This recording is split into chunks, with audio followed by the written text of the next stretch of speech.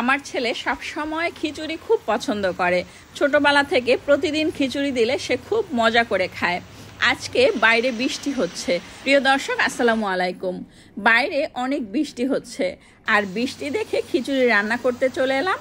সকালে রুটি পরোটা আর খেতে ভালো লাগছে না, তাই ভাবলাম আজকে যেহেতু বৃষ্টি, ঠান্ডা, তো খিচুড়ি রান্না করলেই ভালো লাগবে।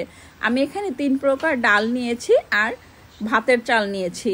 এখানে সবজি নিয়েছি বরবটি, মিষ্টি কুমড়া, গাজর, পেঁপে, আলু নিয়েছি, একটা টমেটো কেটে নিয়েছি, আর এখানে পাকা মরিচ নিয়েছি, কাঁচা মরিচ।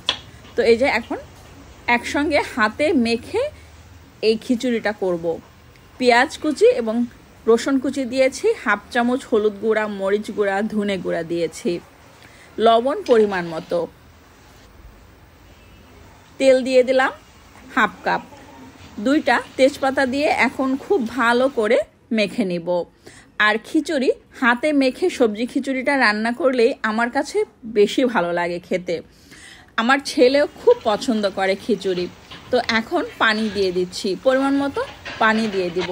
পানিটা আমি একটু বেশি দিয়েছি, তার কারণ হলো এই সবজি খিচুড়িটা একটু নরম নরম থাকবে, খেতে ভালো লাগবে। সকালে ভাত তেমন একটা খাওয়া হয় না, রুটি অথবা পরোটাই বেশি খাওয়া হয়।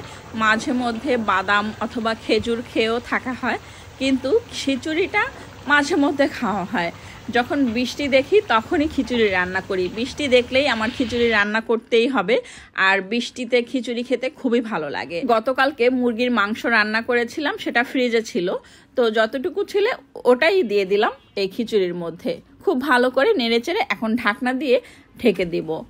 কালারফুল কিছু সবজি দিয়ে খিচুড়ি রান্না করলে আমার কাছে বেশি ভালো লাগে, তাই তো আজকে ফ্রিজে অনেক সবজি ছিল, তো ভাবলাম এই সবজি দিয়ে খিচুড়িটা রান্না করি। মাঝে মধ্যে এই সবজি খিচুড়িটা খাই, আমার কাছে খুবই ভালো লাগে। ছেলেও যেহেতু খুব পছন্দ করে খিচুড়ি খেতে, তাই খিচুড়িটাই বেশি রান্না করা হয় সকালে। সকালে রুটি পরোটার পরিবর্তে আজকে খিচুড়ি খাওয়া হবে। তো এই যে হয়ে গেল মজাদার সবজি খিচুড়ি। একটু নরম নরম হবে আর খেতে খুবই ভালো লাগবে।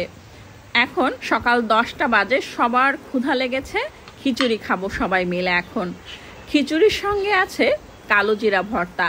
কালো জিরা ভর্তা মাঝে মধ্যেই খাই। কালো জিরা ভর্তাটা আমার কাছে খুবই ভালো লাগে। আর কালো জিরা ভর্তা, শুটকি ভর্তা, যে কোনো ভর্তা দিয়েই এই খিচুড়িটা খেতে খুব ভালো লাগে। সঙ্গে ডিম ভাজি আছে, আর আছে আমের আচার। আমের আচার হলে তার কোনো কথাই নেই। আলহামদুলিল্লাহ, এখন এই খিচুড়ি খাবো। রেসিপিটি ভালো লাগলে একটা লাইক দিবেন, কমেন্ট করবেন, এবং যারা এখনও আমার পেজটি ফলো করেননি প্লিজ ফলো করে দিবেন। সবাই ভালো থাকবেন। আজ এ পর্যন্ত। আল্লাহ হাফেজ। আসসালামু আলাইকুম।